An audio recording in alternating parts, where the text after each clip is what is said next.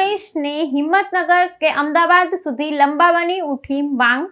અમદાવાદ ઉદયપુર નવી રેલવે લાઇનથી પ્રવાસન અને વેપારને મળશે વેગ। અમદાવાદ ઉદયપુર વચ્ચે હિંમતનગર માર્ગે નવી બ્રોડગેજ વિદ્યુતીકરણ રેલવે લાઇન શરૂ થતા દિલ્હી ઉદયપુર વચ્ચે ચાલતી ચેતક એક્સપ્રેસ ટ્રેનને અમદાવાદ અથવા હિંમતનગર સુધી લંબાવવાની માંગ પ્રબળ બની છે। આ નવી રેલવે લાઇનને કારણે ગુજરાત અને રાજસ્થાન વચ્ચેના પ્રવાસન સમયમાં નોંધપાત્ર ઘટાડો થયો છે અને તેનાથી પ્રવાસન તેમજ વેપારને વેગ મળવાની અપેક્ષા છે।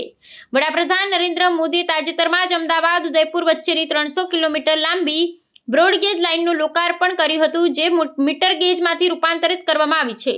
આ વિદ્યુતીકરણ પરિયોજના 210 કરોડ રૂપિયાના ખર્ચે પૂર્ણ થઈ છે। આ નવી લાઇન શરૂ થવાથી અમદાવાદ અને દિલ્હી વચ્ચે એક વૈકલ્પિક માર્ગ ઉપલબ્ધ બન્યો છે, જે કચ્છ, ઉદયપુર, ચિત્તોડગઢ અને નાથદ્વારા જેવા પર્યટન સ્થળોને સીધા જોડશે। ખાસ કરી હિંમતનગરના ટાઇલ્સ ઉદ્યોગોને આનાથી મોટો લાભ થવાની સંભાવના છે।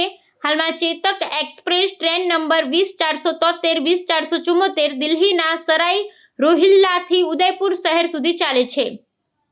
જો આ ટ્રેનને નવા રૂટ પર અમદાવાદ સુધી લંબાવવામાં આવે તો તે ઉત્તર ભારતના પ્રવાસીઓને સીધા ગુજરાત સાથે જોડશે।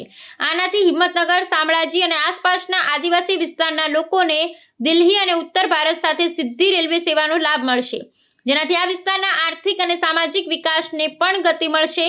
સ્થાનિક લોકો અને વેપારી મંડળો દ્વારા આ માંગને રેલવે મંત્રાલય સમક્ષ રજૂ કરવામાં આવી છે। દિલ્હી જવા માટે આપણે અહીંયા કોઈ રેલવેની કનેક્ટિવિટી નથી, તો એની માગણી કરી કે અહીંયાથી જો દિલ્હી જવાનો જો રેલ કનેક્ટિવિટી મળે તો જેને પણ દિલ્હી જવું હોય એને એક સવલત સારી ઊભી થાય।